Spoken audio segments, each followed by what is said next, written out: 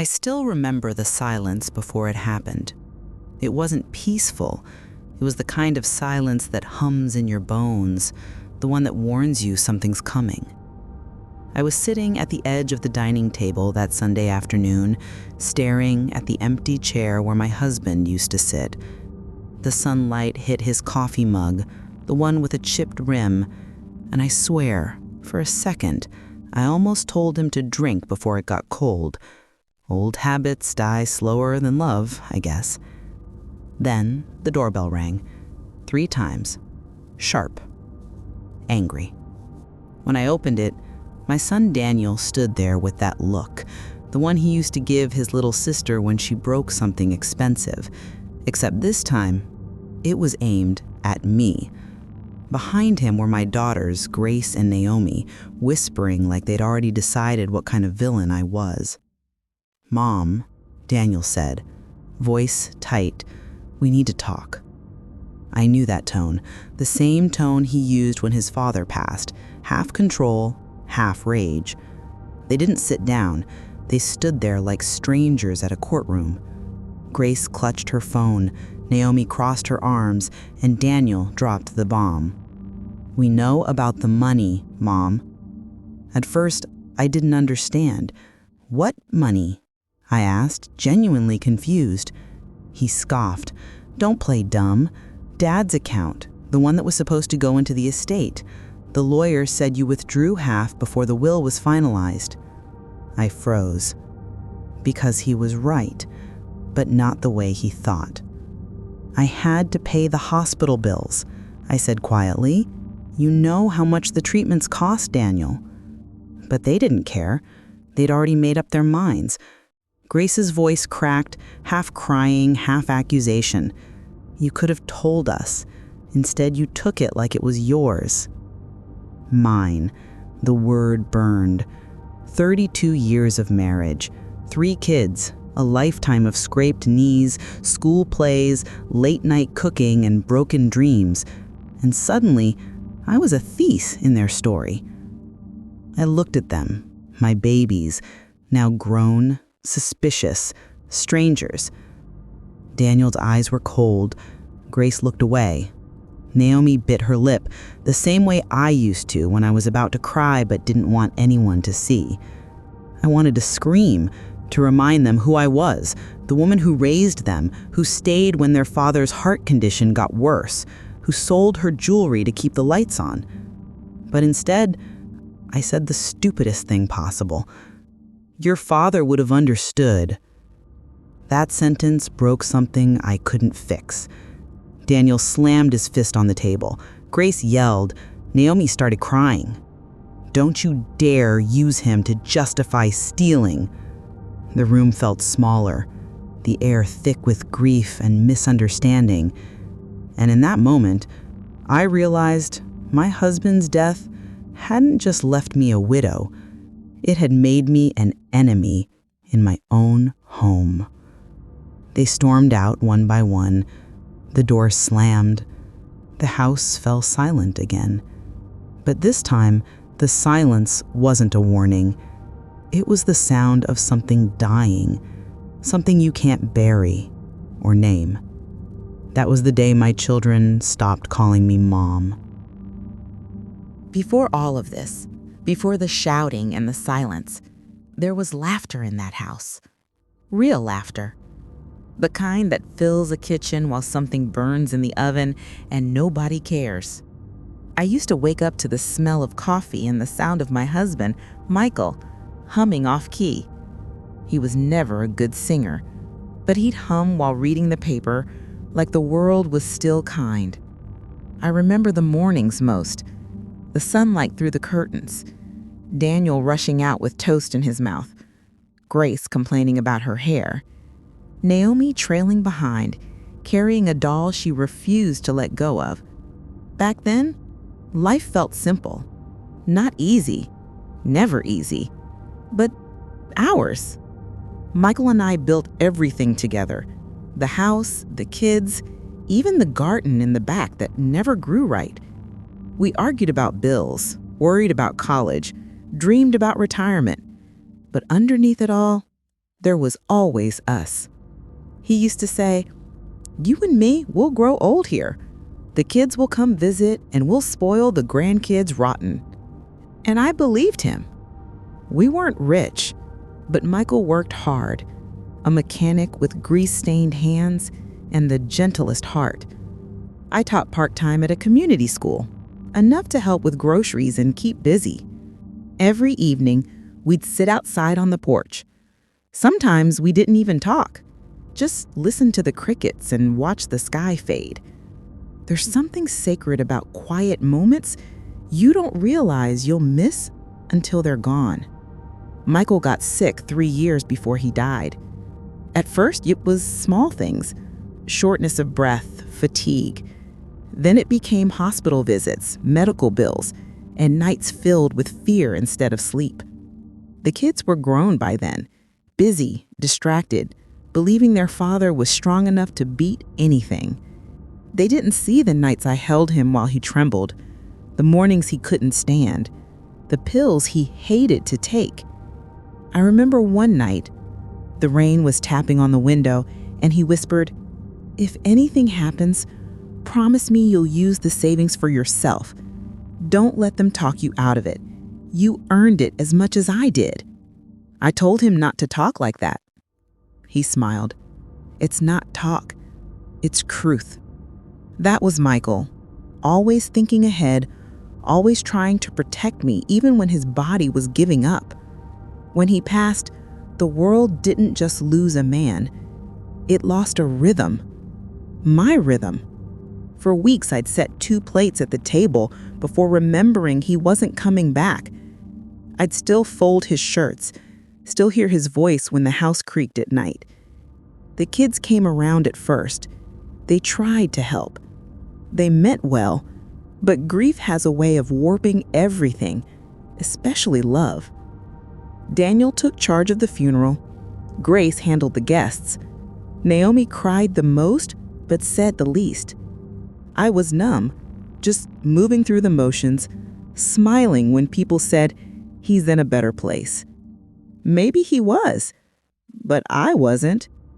After the funeral, things changed quietly. Phone calls became shorter, visits less frequent. Everyone went back to their lives, and I was left in the house Michael built, surrounded by everything he touched, haunted by everything he didn't finish. It's strange how fast family becomes was, how fast ours turns into mine. The letter came on a Tuesday morning. A plain white envelope, nothing dramatic about it, except that it carried Michael's name, written in that formal, heavy lawyer's typeface that always makes your stomach twist. I sat at the kitchen table, coffee going cold beside me, staring at it for nearly 10 minutes before opening it. I don't know what I expected. Maybe a small note, a message he'd left for me, something comforting. But there was nothing like that. Just the lawyer's formal tone. "Dear Mrs. Turner, we'd like to invite you and your children to review the final reading of your late husband's will at our office this Friday at 10 a.m.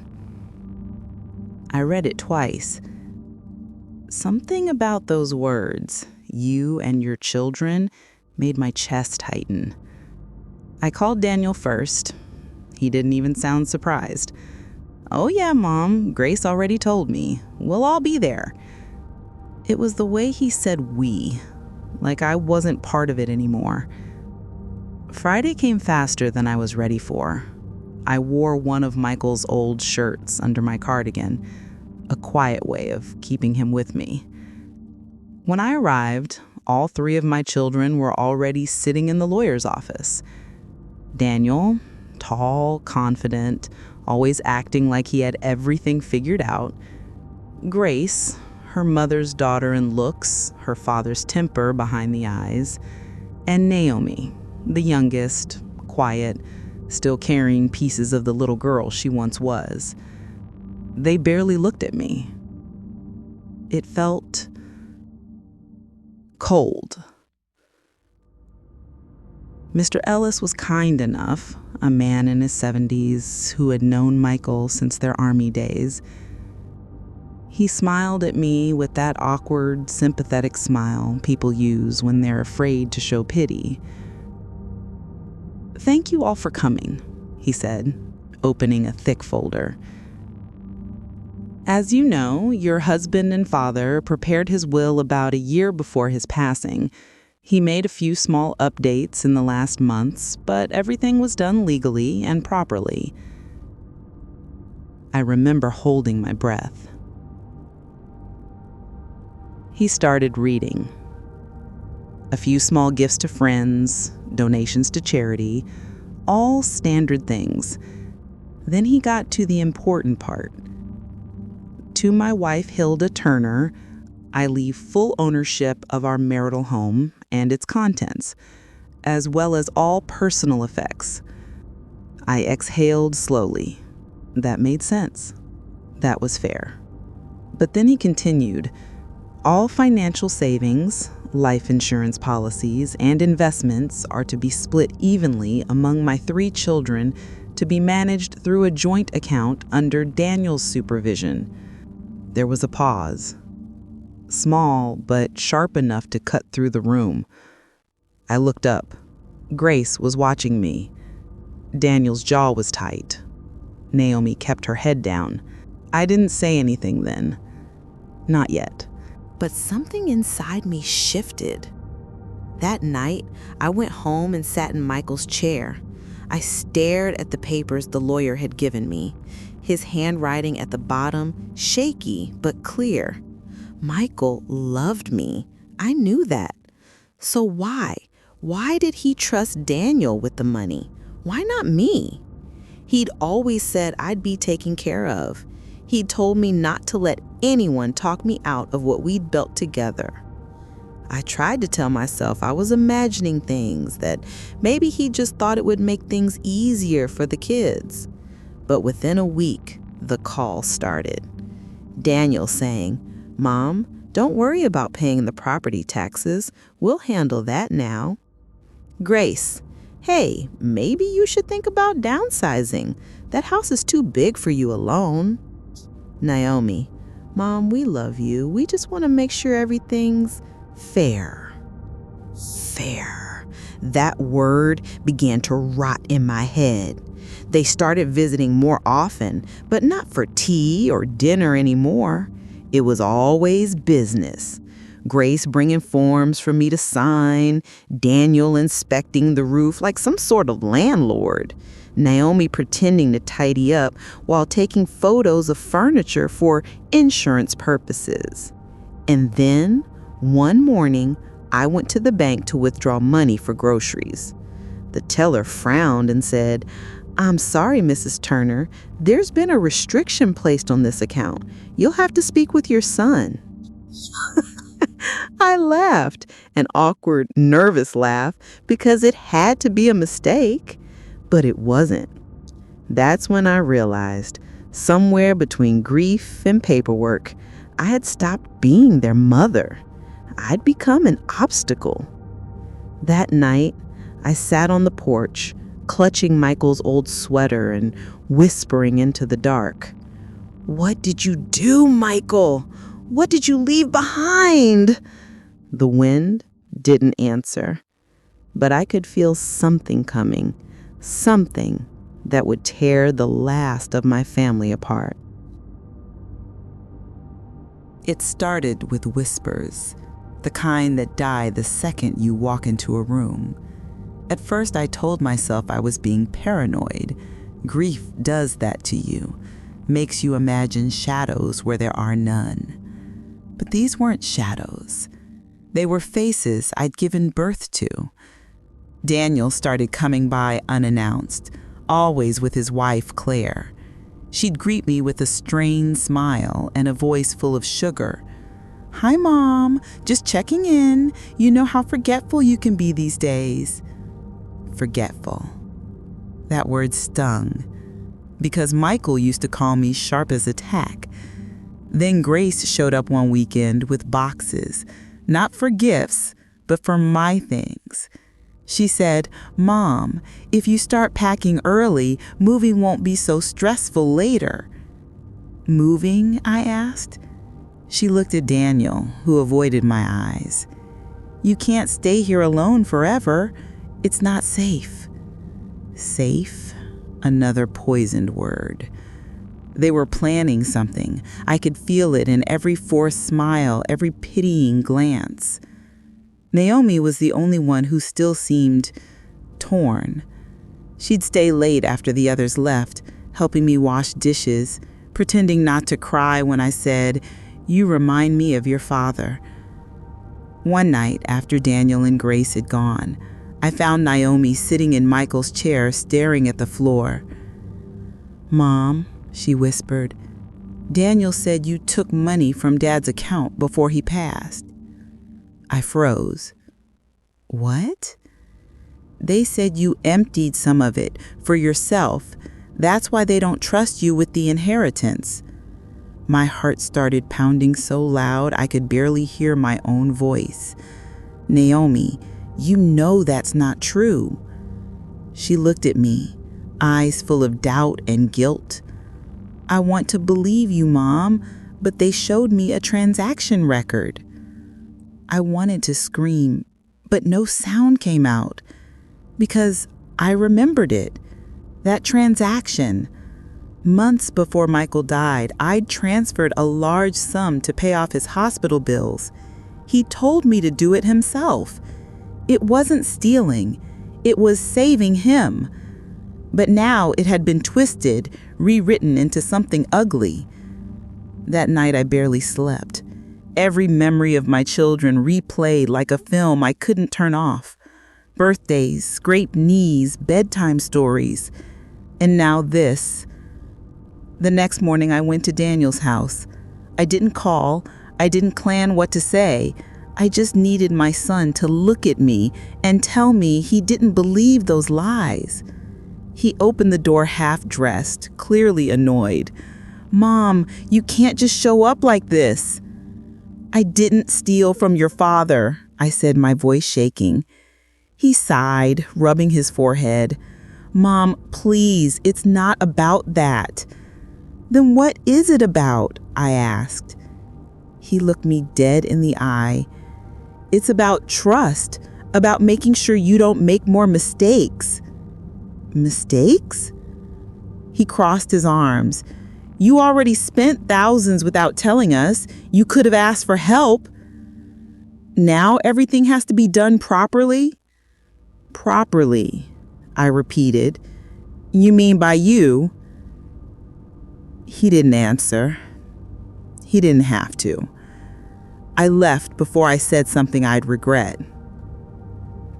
But as I drove home, I saw Grace's car parked across the street from my house. She wasn't visiting. She was watching. That's when I knew it wasn't about money anymore. It was about control. Days turned into weeks. They pressured me to sign documents I didn't understand, pushed for me to move into a senior community, and treated me like a burden instead of a mother. Every conversation became an argument. Every visit felt like an ambush. Then one afternoon, I caught Daniel in the garage, going through Michael's old toolboxes. When I asked what he was doing, he said, "Just taking Dad's stuff before it rusts away." Something inside me snapped. "Get out," I said quietly. He laughed. "Mom, don't start this again." "Get out." The air between us turned ice cold. Grace came the next day, furious. "You yelled at him? He was just trying to help you." "Help me?" I shouted. "By taking what doesn't belong to him?" Her face hardened. "You don't even know what belongs to you anymore." For the first time in my life, I slapped her. The sound of it hung in the air like thunder. She didn't cry. She didn't shout. She just said, "You'll regret that," and walked out. That night my phone buzzed. Messages from Naomi. Mom, they're talking to the lawyer again. They think you forged Dad's signature. Please, just let me come over. I turned off my phone because I couldn't take it anymore. I sat in the dark living room surrounded by everything Michael and I built and realized that somewhere between love and legacy, I had lost my family. And I couldn't even tell who killed it first, me or them. I remember the night everything finally broke. The house was too quiet, the kind of quiet that doesn't feel peaceful, just empty. Rain tapped against the windows while the lawyer's words replayed in my head. The will had been read. And just like that, everything my husband and I built together, every sacrifice, every long night, every dream, became a battlefield between my own children. At first, I thought it was confusion, misunderstanding, but when I saw the way they looked at me, cold, distant, almost like a stranger, I knew. They believed I'd taken what was theirs. They believed their father had favored me and that I'd somehow stolen from them. It shattered something inside me. These were the same children I carried, fed, protected, the ones whose nightmares I chased away, whose futures I fought for. Now they wouldn't even meet my eyes. I found myself standing in the hallway, staring at the family photos on the wall. Smiling faces, small hands holding mine. I could still hear their laughter echoing from years ago, before greed, before doubt, before death made us enemies. My youngest wouldn't answer my calls. My eldest said things I'll never forget, words so sharp they cut deeper than any knife. And I realized then the real loss wasn't the money or the house or the will. It was them.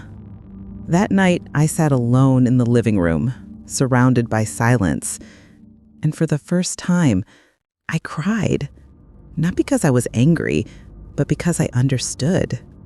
They weren't born with hate. Something had poisoned their hearts.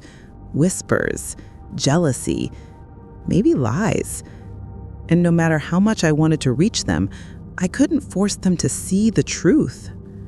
When I opened that old box, the one with his letters and the copy of the will he left me, I saw it clearly. He hadn't tried to hurt them. He trusted me to guide them. But instead, they turned that trust into blame. That was the moment it hit me. Sometimes love doesn't break from distance. It breaks from misunderstanding. And when it does, it leaves scars you can't see. I looked at his handwriting one last time and whispered, "You tried to protect us, but you didn't know it would destroy what we had." That night didn't give me closure. It gave me truth. And truth hurts in ways even death never could. Days turned into weeks, and the silence between us grew heavier. No calls, no visits, just echoes of what used to be a family. I stopped setting extra plates at the table, stopped waiting for messages that never came. The house felt colder, but maybe it was just me, tired, worn, emptied out from years of holding everyone together. People say time heals, but that's not true. Time just teaches you how to live with the ache. Some mornings, I'd make tea and sit by the window, watching the sun rise over the garden we once planted together. It still bloomed, even without them. That's when I realized something. You can lose almost everything, money, trust, even family, and still not lose yourself. Because what stays is the love you gave, the sacrifices you made, and the truth that you know deep down, even if no one else sees it. I don't hate my children.